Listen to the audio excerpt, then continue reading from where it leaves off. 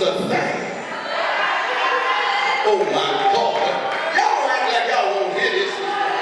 You ain't got to lose a thing. You ain't got to lose husband. You ain't got to lose wife. You don't have to lose no children. You ain't got to lose no home. You don't have to lose a car. You know what? You don't have to lose nothing. Really, you ain't got to lose nothing. I want you to understand that if you just calm down for just a moment, God will speak to you. Yes, he will. Yes, he will. If he spoke to you yesterday, he'll speak to you today. If God was the one that encouraged your heart 10 years ago when you went through a storm, guess what? This storm right here, God can still speak. I want you to understand God don't ever shut up. The only reason why you can't hear him is because you're too focused on the storm. God, I keep trying to tell some of us, if he be for you, he is more than the world against you. That means whatever your marriage is going through, God's with you. That means that whatever your life is going through, God is with you. That means that whatever your job takes you through, God is with you. That means that whatever people say about you, God is with you. All you got to do is open up your ears, close your eyes, and hear God.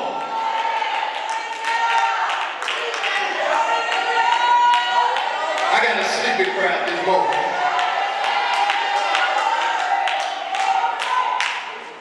God is with you. I don't know what the doctors say, but God is with you. I don't know what they diagnose, but God is with you. I know what FHA and I know what Fannie Mae and Freddie Mac done. Y'all ain't walking with me here. But God is with you. I know what the mortgage lender said. They said, I'll give you a fixed rate.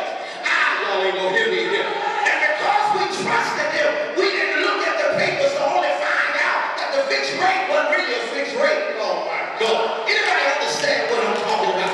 Any homeowners in here?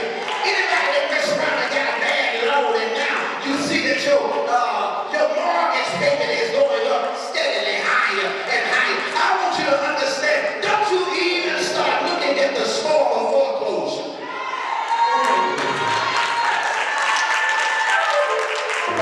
But I want you to start hearing God. Stop looking at what's happening to the economy. As a matter of fact, if they do you in the justice, don't turn the TV on. Don't pick up the newspaper. But you just sit still and hear God. And I heard Paul after God had sent an angel. I heard Paul, the angel say to Paul, it simply says that after Paul was worrying, as he was worrying, the Bible declares that Paul stopped his worry because he had heard the voice of God. He stopped worrying because God had sent an angel with a message for him. Paul heard the angel. God sent an angel to him to tell him, don't be afraid. Yeah. For I, listen to what God told me, I granted you all these and all of those that sail with you. Look at this. Let me just break this down. God says now, I know they got you in custody. You bound up. I know you're headed to see a man that really wants to take your life.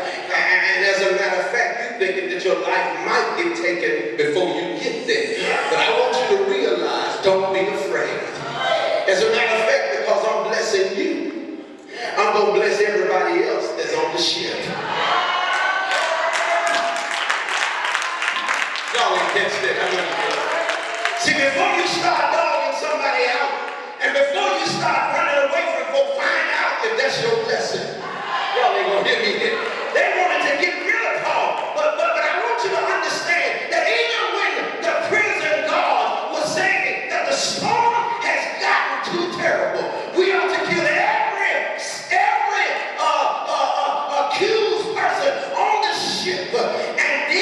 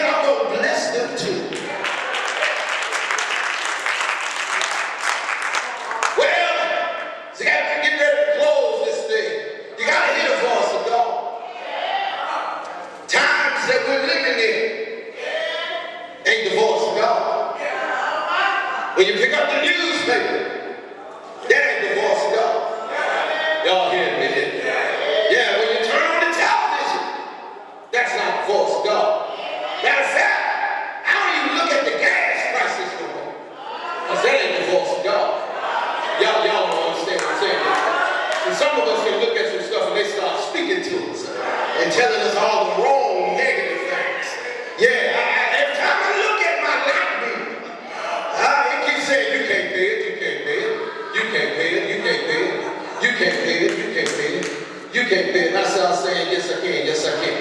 Yes I can, yes I can. I can pay it, I can pay it. I can pay it. I ain't got no money, but I'm gonna pay it. I'm gonna pay it. Y'all gonna walk with me in there. I'm gonna pay it, I'm gonna pay it, I'm gonna pay it. Yes I am. Look at your neighbor and just say, I'm gonna pay it, I'm gonna pay it. I'm gonna pay it. Every time the phone starts to ring and you look at the caller ID and you see an area code that is not familiar to 901, you know right then that's a real dilemma. And guess what you ought to say? I hear you, I hear you, I hear you, I hear you. It's on its way, it's on its way. If y'all are catching me, it's on its way. I'm in a storm, but I'm gonna take care of you after a while. I know you're trying to get your money, but I ain't got none right now because my money done got funny. But I want you to realize I ain't really dodging you. I'm just holding on because I hear God say a check is in the mail. I hear God say I'm about to get a bonus. I hear God say I'm about to get an increase. I hear God say somebody's gonna bless me today. Every time I turn around, the Lord keeps on blessing me. I gotta hurry and get out of here. But I want you to understand that Paul told those men that I want you to realize this, brothers, that no matter where we're headed to, I don't really know. I just know we're on our way somewhere. And I realize that if I'm in this storm, I can believe that God is going to allow me to make it through the storm. As a matter of fact, when you read the rest of the text, I heard Paul say, he simply said to them, don't y'all get afraid, don't get afraid. He said, because my God is not going to allow anything to touch a hair on our heads. Yes, he did. But even when Paul said that, what I need you to understand is that you got to believe God and nothing but God. Even when Paul said that, the storms got a little bit rougher. They got a little bit worse. And the men began to throw stuff overboard. And I heard, I'm already out here. I heard that while they were on the ship, can y'all just walk with me a little bit? That Paul began to say, don't y'all look at the storm, but I want you to believe that my God can bring you through. And I heard that there were some men who said, really forget about what he talked about. Let's throw some stuff over and let's take a small vessel and let us sneak off the ship and leave them on board and get to shore.